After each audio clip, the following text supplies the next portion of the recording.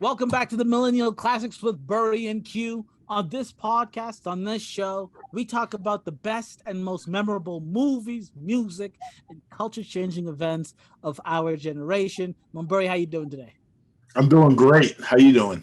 I'm all right. It's a good weekend. It is Thanksgiving weekend. It is the best time of the year to be in America. Burry, tell us what movie we're doing in celebration of this Thanksgiving weekend. If you can't guess by my background, we are doing the smash hit, Meet the Parents. Pam is the one Greg wants to marry. Just relax, honey. I love you. But before he can pop the question, he'll have to meet Hi, Daddy. the parents. What are you driving there, Ford? Oh, yeah. It's an interesting color. You pick it? Oh, no, the Hertz guy picked it. Why? Well, they say geniuses pick green. But you didn't pick it. Be nice to this one, okay? Okay, I'll try. Now he will enter their home. You know, Greg's in medicine too, Larry. Oh, really? What field? Nursing. Now, this is interesting because no one actually picked this movie. Nope. We picked Meet the Fockers, which is a funnier movie, I think, but it's the second movie of the trilogy. So that's why we had to start with Meet the Parents. This movie, it's interesting because it's Meet the Fockers. I like it better, and a lot of people like Meet the Fockers better. Yep. But it has a 30-something% on Rotten Tomatoes. Oh, shit. It is not well liked by reviewers. I did not check the ratings for this movie, but I'm hoping it's better. This movie has an 84% on Rotten Tomatoes. They really like this. I have to say, this movie is more subtle, probably. It's the story's better. I think the gags are worse, and like it's less funny, but the story is better. It's more coherent. It's straightforward. Yeah, this movie was a smash hit. Came out in 2000. Smash hit. Made $330 million. The DVD sales. This is how you know. This is the number one. I think this is the number one comedy DVD that year. It made $200 million in DVDs sales. That's amazing. In that year alone. My family had the Meet the Fockers DVD. It Makes well sense. used. It was well used, and I will say that both these movies did incredibly well at home video. Are you just gonna leave out the fact that there was a little Fockers movie? Are you just gonna forget? I'm not even gonna acknowledge it. I don't remember anything from it. I got that shit mind erased by the dad. But It makes sense. It makes sense. But you're right. The reason we're doing this movie is I did specifically ask Burry, we have to do a Thanksgiving movie. And what's more Thanksgiving than meeting the in-laws? There's nothing that means that it sounds more Thanksgiving to me than meeting the in-laws. And this movie is meeting the in-laws in time 10. Yeah, in comedic brilliance.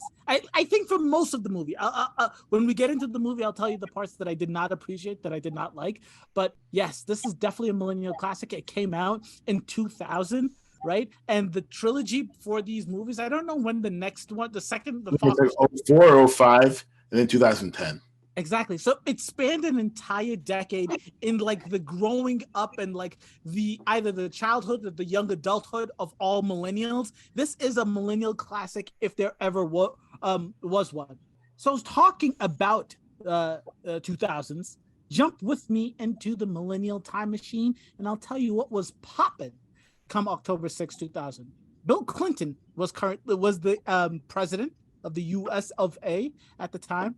And on the date exactly, October 6, 2000, the first episode of CSI aired, which is absolutely amazing. I really thought that CSI was much older than Oh, because you said CSI and you paused, so I was expecting you to say like CSI New York. That's what I thought.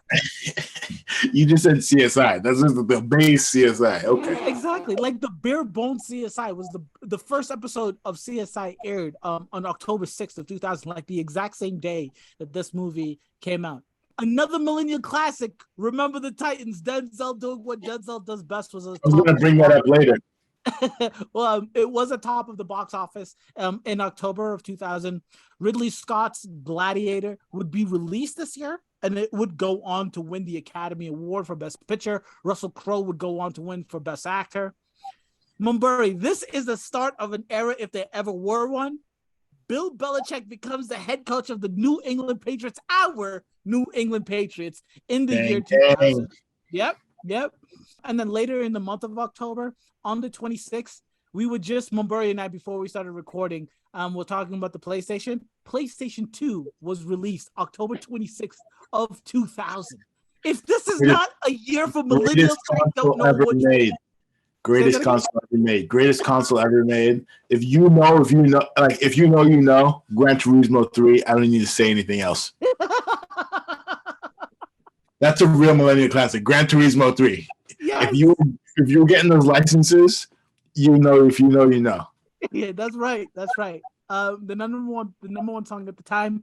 I looked this up because I didn't even know the song, but the name of the song is called Music and it's by Madonna. It's really not that good of a song, at least from my 2022 ears. But I think Madonna could disappear off the face of the earth with all her music, and culture wouldn't change that much.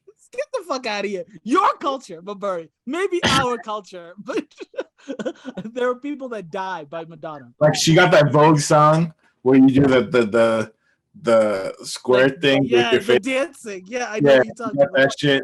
And then she got like 2 or 3 other ones. But like for the weight she carries in the pop world, it doesn't correspond to like what I'm seeing day to day, you know? Like Prince, Michael Jackson, Beyonce, all these guys, like they couldn't just disappear.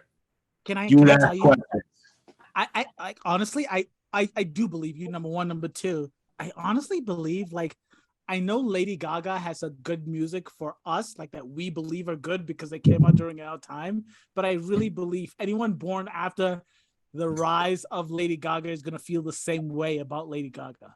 I mean, she just does the crazy shit, like wear meat outfits to like the Grammys and shit. I don't think that she has that lasting, forever remember. No, you're right. Lady Gaga, but here's the thing: Lady Gaga was never even. The thing with Lady Gaga, she was never even on Madonna's level. Like that's the thing. Like that's the difference. No, you're right. You're like, right. we're shitting on Madonna, but at least Madonna was like a mega pop star. Yeah. Lady Gaga, like she was a star. Yeah, he was that. Last thing in the millennial time machine, Tiger Woods becomes the youngest player to win a Grand Slam in golf.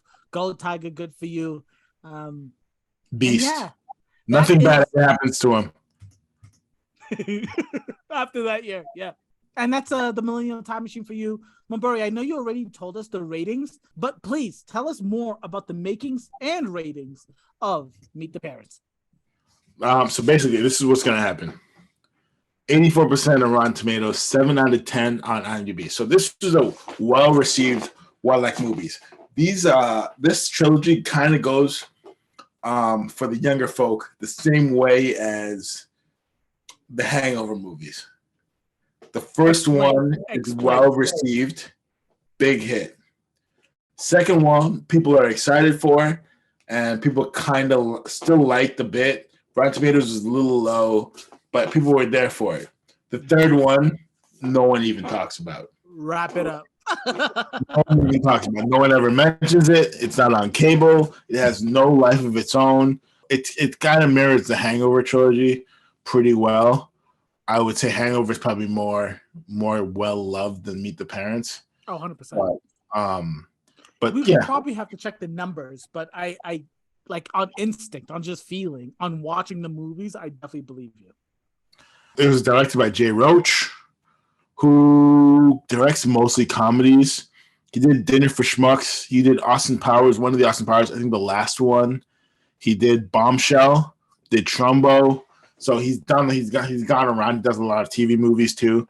About Jay Roach, do you think that the Austin Powers movies are millennial classics, or is that the generation before us? No, I'd say they're a millennial classic just because as a kid, I want to say I would probably watch them all. Here's the thing. $1 million. Here's the thing. For us, I truly believe that until like Daniel Craig's Bond movies became huge, like with Skyfall, like until Skyfall, we probably watched Austin Powers more than James Bond. And that's unique to our generation. That's unique to our generation. That's Because- such a great insight, Mumbury. I think you're 100% right because what's his name? The Bronson? What's his name? Who was playing? Pierce Brosnan. So Pierce Brosnan is my favorite James Bond, but I truly believe that before our generation, most people watched James Bond movies as kids, as adults, and then they watched Austin Powers movies. They really liked them. We as kids just heard Austin Powers movies were amazing. Yep. Watched those. We didn't have the background of the James Bond movies. So we kind of watched the James Bond movies, but the Pierce Brosnan movies, like we had Die Another Day, which came out in like 2004, I want to say, or sometime around the 2003 or something. And it was okay, but like those movies didn't do anywhere near the numbers of Austin Powers. And Austin Powers were huge hits. And we watched the Austin Powers movies, and then Daniel Craig came through. So by the time Daniel Craig was making, and here's the thing with Daniel Craig, Casino Royale was good, but Quantum of Solace was mid. And then it like until Skyfall, when Skyfall happened, James Bond became like a mega super franchise again. Exactly. But until then, Austin Powers was a much bigger, well-known IP than James Bond. Right. We had our parents telling us how sick James Bond was, and Sean Connery was this, and Timothy Dalton was that. But for us, we watch a lot of Austin Powers at friends' places, DVDs, on cable. Agree with you 100%. So you heard it here first, ladies and gentlemen. Austin Powers is on the list. We don't know when, we don't know how, but it will be a millennial classic. And I think that's like millennials are the only people that have that.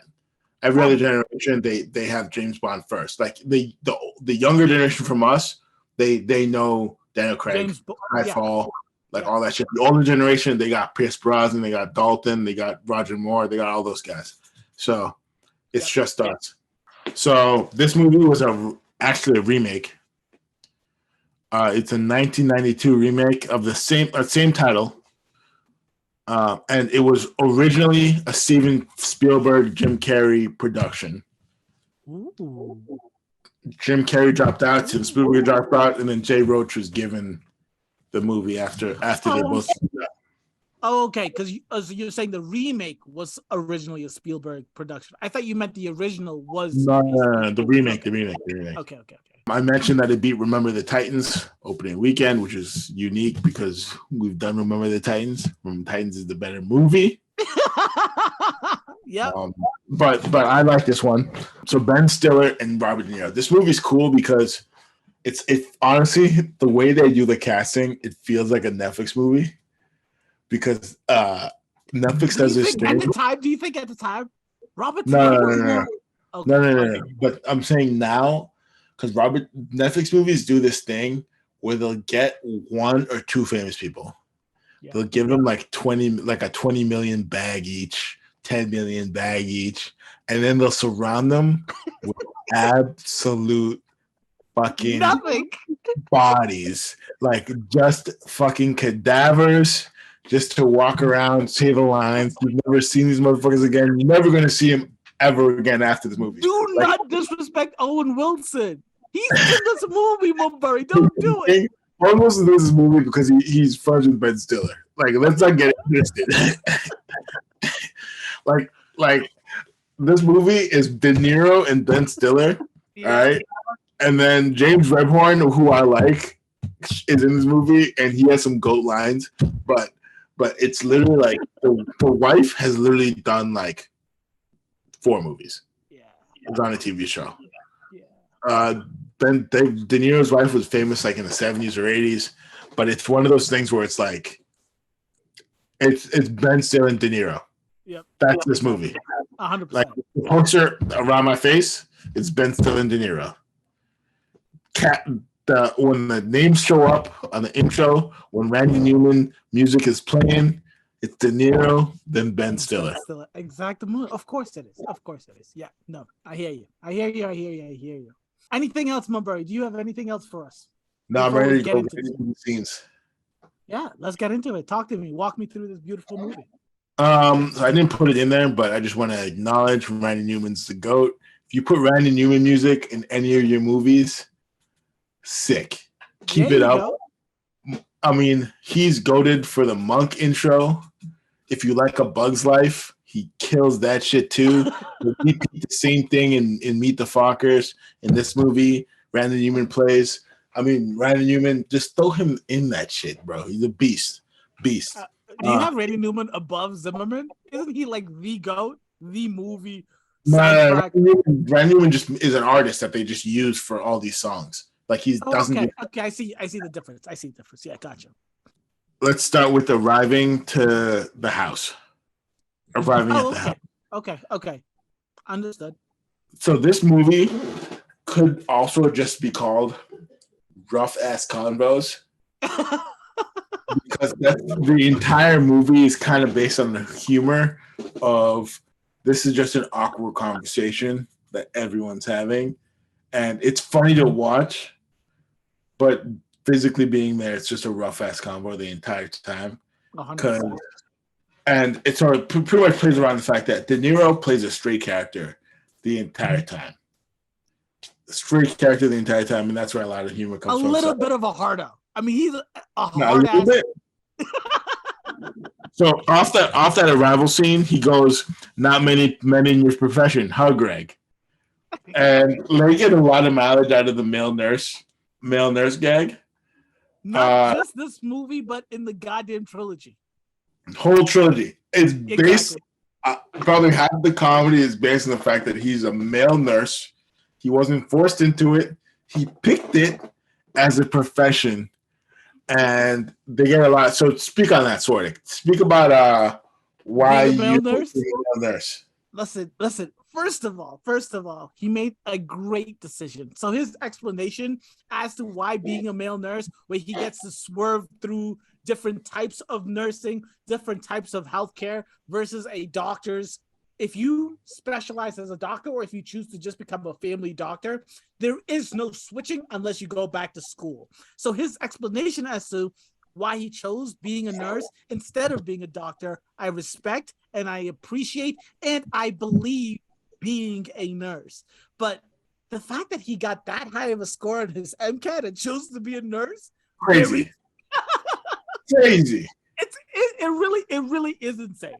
The pay difference doesn't make any sense. It's weird because they make it seem like, I don't know. They make it seem like he could have been a doctor and he would have been a doctor, but he just didn't feel like it. Yeah, no, that's not how it usually goes, bro. I'm telling you, from personal experience, that's not how it goes. No, and like, what's the point of doing all that shit if you're gonna be like, yeah, I got a high score on my MCAT. I just didn't feel like it. No, you can't get your medical degree and then just go be a nurse. No, I mean, no. You literally, like, if you got your medical degree, if you became an MD and wanted to become a nurse, you'd have to go back to school for like very specific. I know it's insane. It's insane to think about, but there's like legit, like there's steps that you have to like.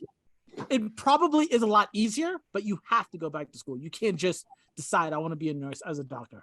But what if you just want to, and I quote, get into nursing to sell lewds to all my friends? I love Jack in this movie. I love Robin. Jack on smoke. It's Jack on smoke, the whole movie. So that whole intro scene, it's just awkward. He's talking about his car. They said a lot of geniuses pick green, huh, Greg? But you didn't pick green, did you, Greg? You didn't pick the car.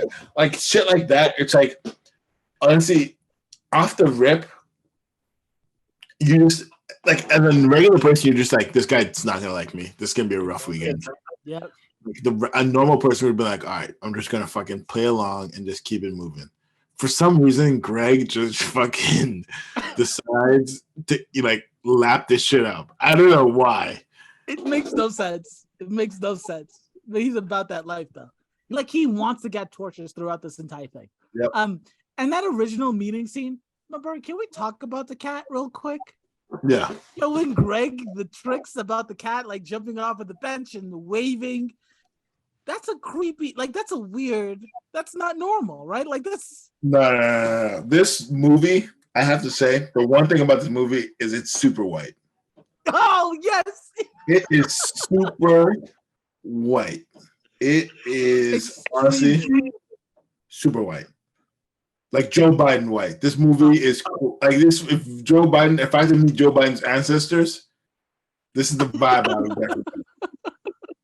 Because this shit is so white. Like the whole like the pets thing.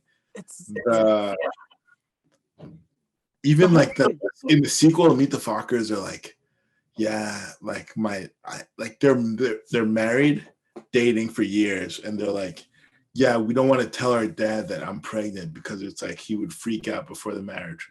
What? In 2000? What are you?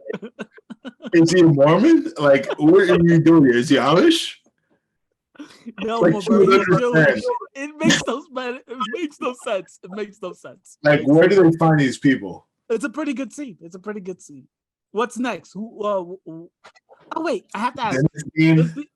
Does the intro go to the gifts, or do you skip the gifts? I skip the gifts. Okay, it makes sense.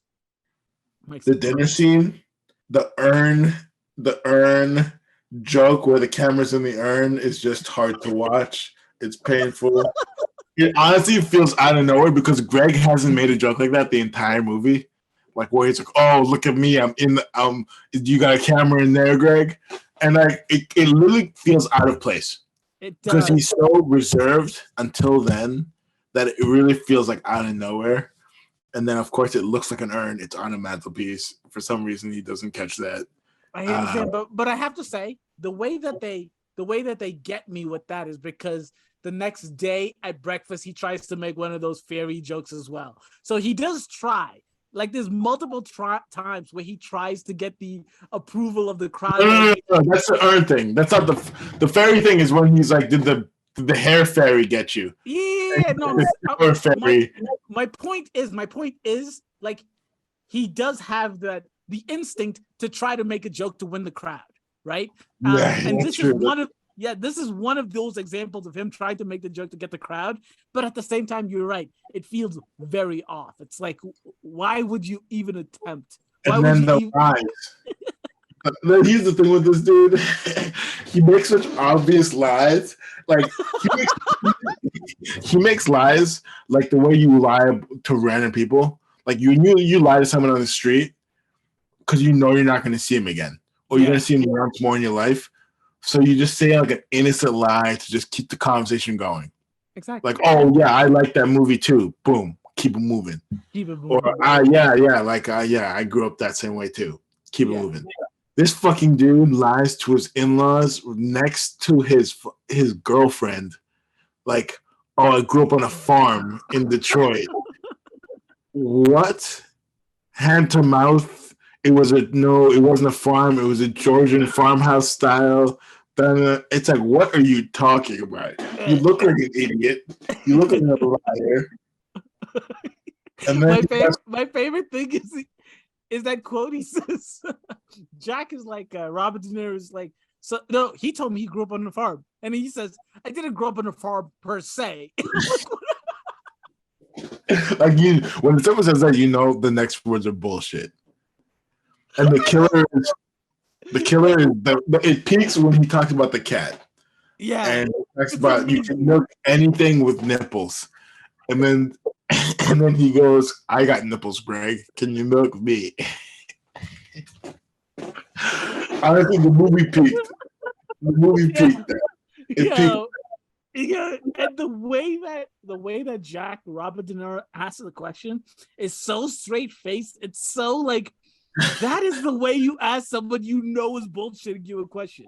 I got nipples. Can you milk me? Like you're tired of this dude just talking bullshit to you, your wife, and your daughter. You're just like, yo, motherfucker, I got nipples. Milk me, bitch. Like, who says that? You can milk anything that has nipples? I didn't know you can milk cats. It's an amazing situation.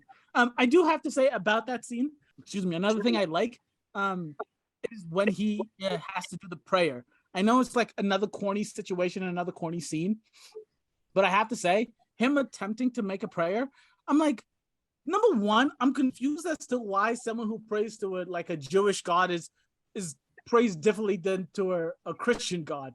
So why does he continually sound ridiculous attempting to make a prayer? First off, no, I can't talk shit because I've been there. I've been told to just make a prayer. Like, is it that hard? Can it be that hard? It's hard as fuck because you start going like, because these things. So the people who are used to this shit, they talk this shit for like 5-10 minutes. It's like this is what it's like. It's like watching a freestyle circuit and like a cipher, and everyone's rapping hard for like 5 minutes each, and they're all killing it, and then they point to you and they're like, hop in. That's what it is when you do prayer on the spot, because you're like, yeah, on this glorious day, I'm thankful for the food that everyone made. Then you got to start talking about the journeys that people made, and you know, the journey that he made from then to then, and how grateful we are, and God shining on us, and all this shit. And then you start making shit up on the spot, like. But Bert, do you know why? Do you know why I love the fact that I do this with you? Because there's nobody else on the planet that would compare a prayer to God to a cipher circle.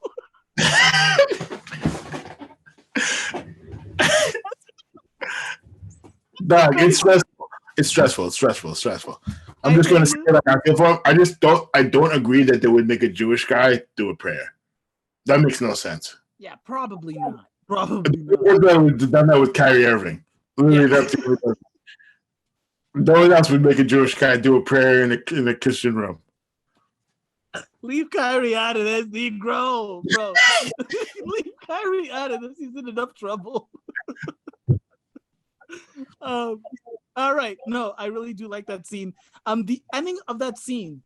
So when I read the wiki of this page and understood the themes and the production and the plots and all of this stuff, I forget his name, but Roach, the director, he's specifically said in a couple of interviews he wanted the comedic situation to amp up throughout the movie, and obviously you will see that if you watch the movie.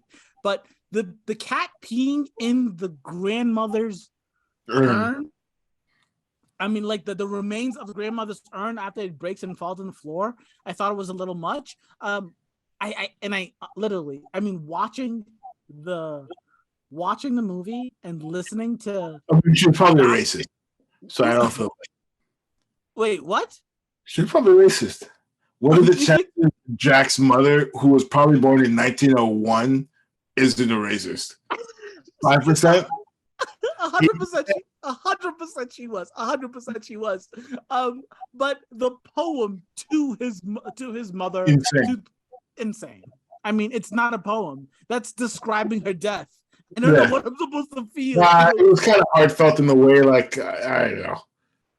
No, it wasn't that funny. The cancer came out. It was wild. It was wild. Next scene. What do you have next for us? The lie detector. Yep. CIA reveal. Honestly, it's just a scene to me. It's not really like it wouldn't be a top tier scene. I feel like I don't know. Maybe it's like 2020 speaking, but like work freaking out over watching porn, and then they cut. Then I'm like, all right, dude, yeah, jerk it. What are we talking here? You want to jerk it? You're a weirdo. You want to jerk it? Like I feel like you could have just led with that, but what's this good for is seeing the bullying that happens when Jack just bullies him into taking a lie detector test. No son-in-law should ever fucking agree to. Like, why would you ever agree to a lie detector test? Yeah, the answer is no, thank you. You can't be getting a lie detector test. First off, if Greg said no, thank you, like if he said 5 no thank yous in this movie, the movie's 20 minutes. Oh, 5 no thank yous. 100%. 100%. Just real quickly before we get to the lie detector test, I do like the bedtime scene. Number one, when they walk into the girlfriend's room. What's her name? Yep. I know her. The actress is Tori something, but I forget what the. I forget what her name is. Yeah. Number one, the fact that Greg names his penis Mr. Winky, it just come on, man. Like really, that's what you're gonna name your Winky. Come on, man. Like a child molester. Honestly, Mr. Winky's son, you sound like a child molester. I'm sorry. I didn't say it, but I did feel like Who are you trying to appeal with a name like that? With a name like Mr. Wiki, what do we do? What's your target audience here? That's what I was trying to think. I'm like, that's a fucking wild name. I love the quote when Jack is talking to Ben, Greg, Mr. Focker, and he says, "You have probably had premarital relations with my daughter, but under my roof, it's my way or the Long Island Expressway. Leave the snake in the cage." I love that. And then while they're talking, when Ben Stiller slips and Phil falls on the floor, which makes Jack come downstairs, the wife, Jack's wife, the in-laws wife, asks, "What kind of family isn't able to sit down at dinner?" And he said his first reaction is fugitives. Amazing. It's the perfect answer from a CIA father-in-law. He says, "Who's not able to sit down at dinner? Fugitives. No one works nights. Yep. No one works late. There's no other option but fugitives." And this goes back to what you were saying. Sounds like the whitest movie in the world. Mm-hmm. You can't sit down to dinner, so you're a fugitive. It's amazing. But about the lie detector test, I know you said that it's not a major scene for you, but what's funnier than the porn question is when he's going through, like, did you fly into the elevator? Did you fly in a plane? Was the pot roast undercooked? That was funnier than the porn question. That was so good. Yeah, it was such a good question. But go ahead. Yeah. Next scene. I skipped all the way to Owen Wilson showing up when they go to Kevin's place, because that is just amazing. As soon as you meet him, sentences that come out of his mouth, you read him immediately. You know he's going to be a douchebag. He's going to be nice and charming and be a dick to Greg all the way through. He starts talking about how he reclaimed the house from Nantucket or some bullshit, and you're just like, yep. And he's like, "How's your portfolio looking?" You're just like, you know who this guy is. This guy's amazing, fucking hilarious. The swimming trunks and the water ball. The only thing about this movie, because here's the thing with all these comedies, and comedies do this all the time. The guy who's supposed to look like a schmuck is ripped. Completely ripped. Yes. Greg Gaylord. Yes. That's the reason. I honestly think that's the reason why Seth Rogen has a career, was because the British have been doing this for years. British comedians, they don't get ripped. They're just regular people. Yeah, Seth Rogen was like Gervais. First dude who literally was like, "I'm in a major movie, like I'm banging Katherine Heigl, but I look like a regular person." Exactly. Completely regular. No six-pack, nothing. And he's probably in better shape than 90% of Americans, but still looks completely regular as what we think are regular and move for movie stars. But he comes out in a Speedo in this, and I'm like, yeah, he's like shy and shit, but I'm like, dude, you're ripped. What are we talking about? He's chiseled. He's probably probably Kevin might look a little bit better if that, but he's jacked to the T. Yeah. No, but like you listen, yeah, I know you said, "Sure, I'll let you give me some swimming trunks," but any regular human being on the planet, you hand them a Speedo and you're like, "No, thanks. I'll sit down and watch." Like, yeah. How does it get to the point where it's like he would have had to been like, "Yeah, I left them in that changing room. Just go in and get them." I would have been like, I would have walked in, seen him, and be like, "Yo, do you have any other ones?" Exactly. Like, what do you like? Give me some shorts. Like, you could afford $1 billion house. Let me wear one of your shorts. What this movie feels like is it feels like 10 different SNL skits pieced together. Yeah. Because to get in these situations makes no sense for a rational human being. Exactly. The water volleyball was good. I love the fact, because there's always in these family things, there's always one person who's completely either left out. Because usually there's a couple people that are super into this, and then there's a couple people that are just like left out because either they're not athletic or they're not into it or they're just bad, and they get treated like second-class citizens, like Greg in this goddamn movie. And the best part about it is it's exactly like this. If you're terrible, you get roasted. If you take it too seriously, you also get killed. So it's like a fine balance where like you want to be good enough, where like people like are complimenting you, but you don't want to be like OD, where everyone's like, dude, we can't play with this dude anymore. He takes this shit so seriously. Like people get hurt around them, like all this shit. So when he was being called a Nancy, like all this shit by all the old people, and then like as soon as he spikes it into someone's face, it's like Jesus Christ, dude, it's a game. By the same people, amazing. Love that. That's probably super relatable.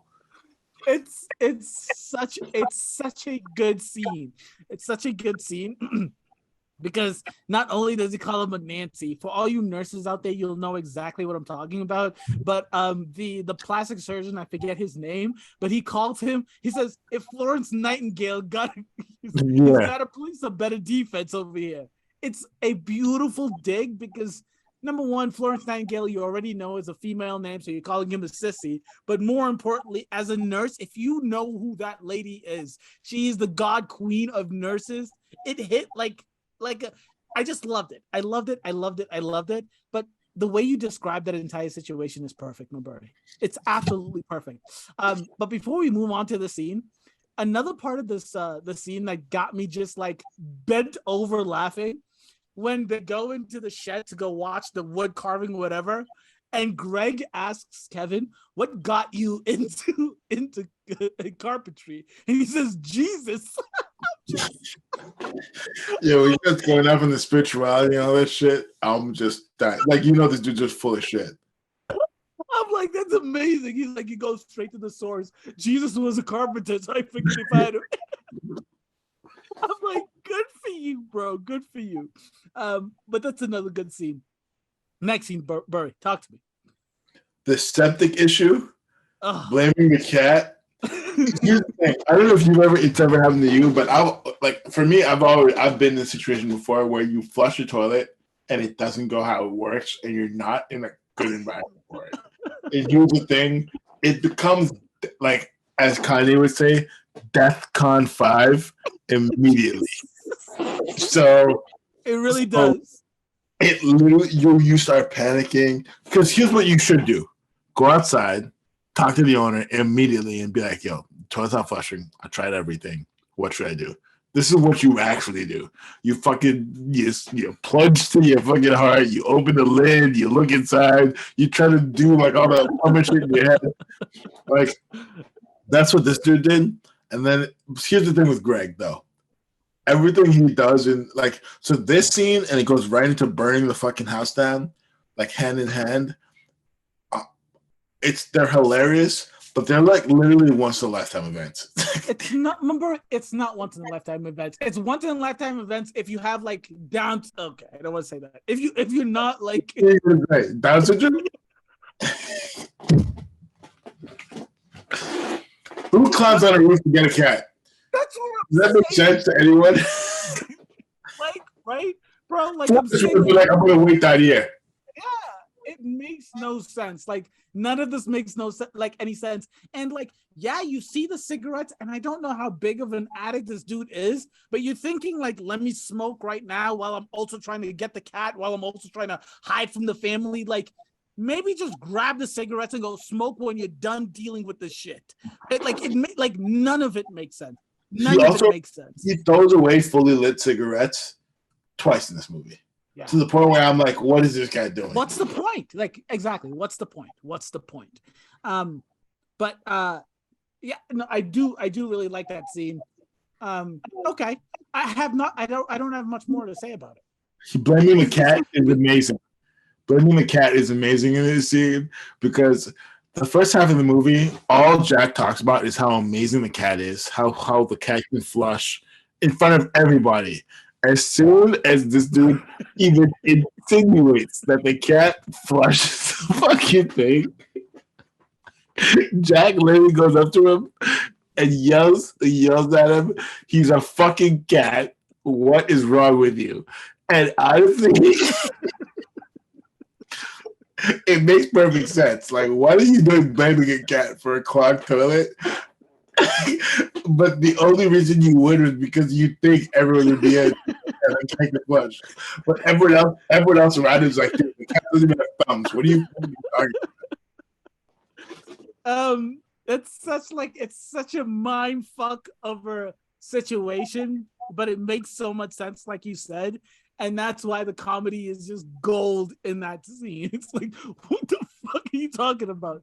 Are you talking about like when they get back from surf turf, or are we not there yet? No. So after the house burns down, the Jinx goes missing. Yep. And they all look for him.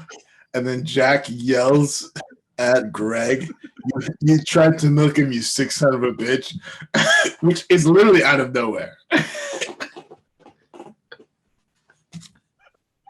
Yeah, I'm sure it is out of nowhere, but Jack is also like very like specifically weird about this cat, because he literally like tells the family, we're gonna have to postpone this wedding rehearsal. We have to find this cat. I mean, like, so his obsession with this cat is on a level that we can't comprehend. So I definitely understand the freaking out about it. But I love that line. Yeah, you tried to milk the cat, you fucking creep, or whatever he says. It's beautiful. It's beautiful. My next scene is Greg finds Jinx. Now, here's my issue with this. So we all agree that Jack is insane. Yeah. This scene is where you see that Greg needs to go to therapy too, because this man has some issues. Yep. There's probably, out of, you ask 100 people if it's a good idea to paint the tail of a random cat black to pass him as the house cat, maybe 2 people agree with you. Yeah. Everyone else would have been like, if the cat comes back, if the cat just walks into the front door tomorrow, what are you going to say? Yeah. Again, another very, very, very, very stupid decision on Greg's part. Because, yeah, he said he's the one that's going to go out and look for the cat. Worst case scenario, you come back and say, I couldn't find the cat. Right. No one thinks it's your fault that the cat was lost. No one knows that it's your fault that the cat was lost. So for you to go through these lengths just to find, be a hero, and they make finding the cat look like you're Captain America. People would have been like, all right, cool, man, that's sick. Yeah, keep it moving. Yeah. Exactly. It's crazy. It's crazy. That goes right into the worst drag race in movie history. Jack finds out that the cat's just at the neighbors, and he's trying to beat them back to the house, which kind of makes no sense. But this is where my MVP of the movie comes in. James Rebhorn, who plays Dr. Larry Banks, he has the one-liners the entire time, and Greg uses his car. And he's the one that calls him Florence Nightingale in the pool. Yep. He rips into him while he's driving the entire time. Do you even have a license? And he goes, do you have a license to kill? Just shitting on him the entire time. It's funny. He's my MVP because he's actually got jokes. But that was the worst drag race. But it was honestly pretty funny because they literally, first off, no lights ever work like this. Nope. Where it's like you sprint for one block and the light's already red. But honestly, pretty funny. But if that was my car and if that was anyone's car and you're sitting in the passenger seat, I would have been like, get out. Get out. And I just want to do this a quick recall. Excuse me, to the when Greg and Jack were driving to the Oyster Bay. Yeah. And Greg was just like, what gas do you put in the car? I was like, no one puts premium in a Volvo. Can you stop lying, Jack? No one puts premium. No, he goes, so when you use unleaded? No, he goes unleaded, regular? What a question. Could you imagine being a one-on-one with someone and being like, what do you use, unleaded, regular? How bad does the conversation need to be for you to ask what kind of gas I use for my car? As horrible as the question is, the lie is so unbelievably stupid. There's no way. No one uses premium for the goddamn Volvo. I don't even think their Volvo would drive it a premium. But back to that scene when that worst drag race, as silly as it is, the fact that Greg is so into it, he has never been to that town and he forgets to take the left instead of just like trying to race, it makes a lot of sense. It makes sense. As bad as the race is, trying to live, his life a quarter mile at a time. But literally. Yeah. it really is. It really does make sense. Anything else, Marbury?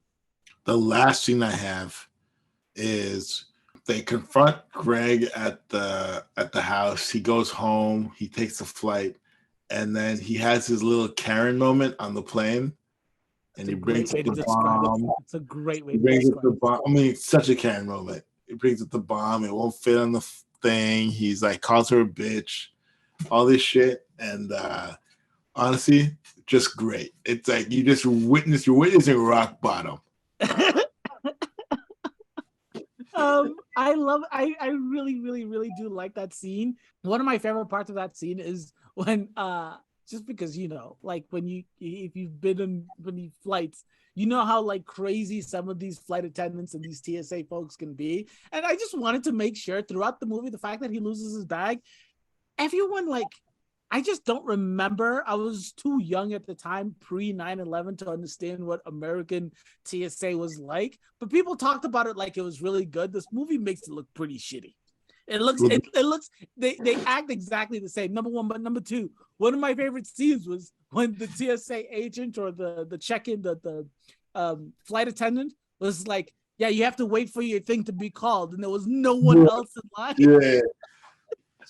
the ruthless and just the demeaning nature of that situation. I was just literally trying to get onto a flight to Mexico City, and they downsized the plane last second. Didn't email anyone.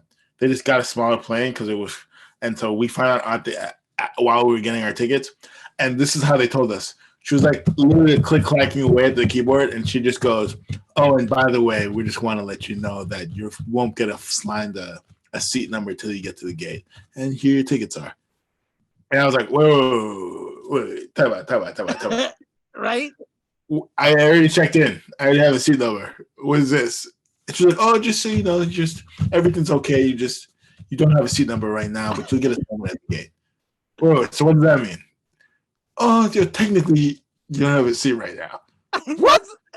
Like the way they say it, and they make you feel like, oh yeah, like it's a problem that will get resolved later. Nah, these people are full of shit. So he does get pulled into like that thing because he says the word bomb, and then Greg and Jack have that like mind reading conversation where he's feeling his pulses and asking the questions, and then it's basically the end of the movie because after that is the wedding. Jack proposes to Greg, "Will you be my son-in-law?" I have to say, like like all of these like romantic comedies, like the sappiness is the stuff that makes me feel out of the movie, because as ridiculous as the comedy gets, the sappiness, I don't know if it's like their attempt of trying to make you feel what you're supposed to feel, but I never get there. I never feel that. I never feel those feelings. I'm like, sure, this is happening. I'm gonna try to believe that this is happening, because the comedy is so ridiculous. I can't get myself back into the mindset where these two people are having this conversation. But yeah. Anything else? No, I literally just have the remake, and that's it. Left. Perfect. Before we end the scenes, I do want to say, like, at the end of the movie, when they go back and you actually see him flushing the toilet and checking the toilet, and like that conversation he has with what he thinks is a camera, but he doesn't know is a camera, and then you find out at the end of the movie that Jack is actually watching him because it is a camera. I actually do like that. I think I wrote that down. The outtakes are good. Oh yeah, exactly. It's fantastic. I really, really do like that. I think it's like, oh, can you get this? Can you keep this? You want to feel my pulse? Do you think you're a psycho? Yes, I do think you're a psycho. I'm like, this is beautiful. This is beautiful. That's what I want. I don't want the sappiness of you guys coming together. The remake. Talk to me about this remake. Like with sequels and trilogies and these kinds of movies, I'm always questionable about remakes. But go ahead, talk to me, Barry. So it came out in 2000. So this is literally would be 20, 25 years later. Yeah. I think it's only fair that Denzel's the dad, Viola Davis is the mom, but I think you have to flip it, where it's not the son that's the comedian, it's the daughter that's coming to see the son of Denzel and Viola Davis. How about John David Washington? No, I say Jay Ellis from Insecure. Oh yeah. Oh, 100%. 100%. He's the son, and then Aquafina's the daughter. You love The- Aquafina. What's your deal with Here's the thing. Aquafina? Like, Here's yo, the thing. what I Murray gets all the time, but there's really like 3 funny women in Hollywood that are like Oh my famous. God, but Murray, come on, man, come on. They're famous enough to lead movies. I don't make it up. I watch movies. Can I ask you this? I really enjoy Trainwreck. Would you be opposed to an Amy Schumer? Amy Schumer and Jay Ellis. Yeah. Come on. I enjoy Trainwreck. Here. We're trying to make a movie. But with that sentiment in mind, I actually like Trainwreck too, but no, we're trying to make a movie here. yeah, good for you. I do Trying to have. make a movie. I do have. I don't have a remake or a recast, but I did want to shout out a movie that I really enjoyed as a younger me. Actually, no. Here's because I was gonna say because both the women from Insecure would have been perfect, but if you don't want, maybe do you go all black then, all black cast? Maybe. I mean, Maybe. if you'd like, but the chances of Tyler Perry directing it and making it into one of those crazy ass fucking Medea would have to be involved if it was an all black cast. I don't have a remake and I don't have a recast, but I do want to shout out a movie that I really enjoyed as a younger version of me.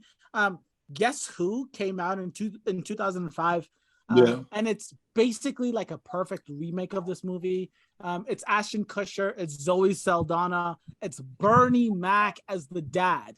And listen, ladies and gentlemen, I know this is the Millennial Classic we're doing right now, but this is like a very similar movie to this movie, to Meet the Parents, and it's hilarious.